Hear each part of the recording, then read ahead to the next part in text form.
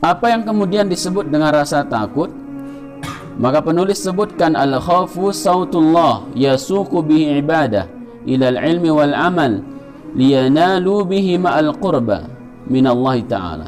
Jadi yang disebut dengan takut itu cemetinya Allah, ya, yang membuat hamba itu berilmu dan beramal. Jadi gara-gara takut sebenarnya yang membuat kita untuk kemudian mengejar ilmu kaitannya dengan syariat ini dan kemudian mengejar amal. Dorongannya adalah rasa takut. Maka penulis sebutkan itu adalah cemetinya Allah, yang dengannya seorang hamba mendekat kepada Allah Subhanahu wa taala. Makanya mustahil seorang hamba dekat, ya, kecuali dengan dua hal ini, ilmu kemudian amal, ya. Kalau cuman orang berilmu saja tapi tidak mampu beramal, apa kemudian gunanya ilmu itu, ya? Bahkan kemudian itu yang menyeret orang ke dalam neraka. Kalau cuman berilmu saja tapi tidak mampu diamalkan. Demikian juga kemudian kalau hanya beramal saja, ya, tanpa ilmu, maka kemudian apa yang terjadi? Ini bahaya, ya. Bisa kemudian terjerumus ke dalam perkara-perkara bid'ah yang kemudian tidak pernah dicontohkan. Makanya 17 kali minimal kita berdoa kepada Allah Subhanahu wa taala meminta ilmu dan amal, ya. Ihdinas siratal mustaqim. Apa yang kita minta? Hidayatut taufik, yaitu kita minta hidayah taufik. Apa maksudnya? Ilmu plus amal. Makanya kemudian di ayat yang terakhir di surah Al-Fatihah itu apa? Kita akan berdoa kepada Allah, ghairil maghdubi alaihim waladhdallin. Kita berlindung kepada Allah dari orang-orang yang dimurkai. Siapa mereka itu?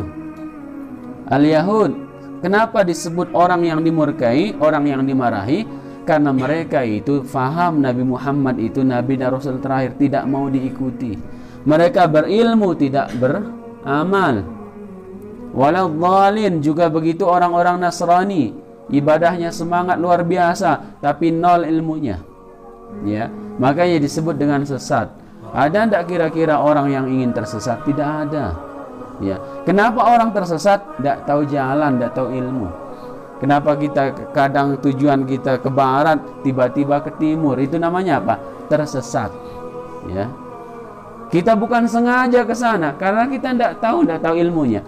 Makanya kemudian dengan rasa takut itulah yang membuat kita kemudian terdorong untuk menggali banyak tentang ilmu agama, ya. Dengan rasa takut itu pun kita mesti mengamalkan ilmu yang sudah kita fahami.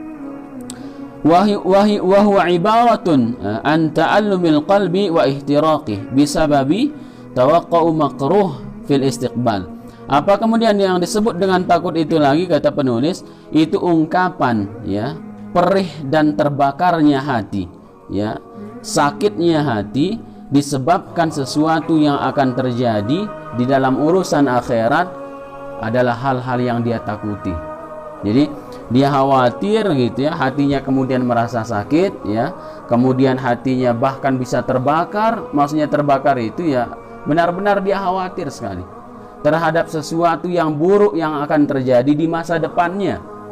Maksudnya masa depannya kaitannya dengan pembahasan kita ini apa?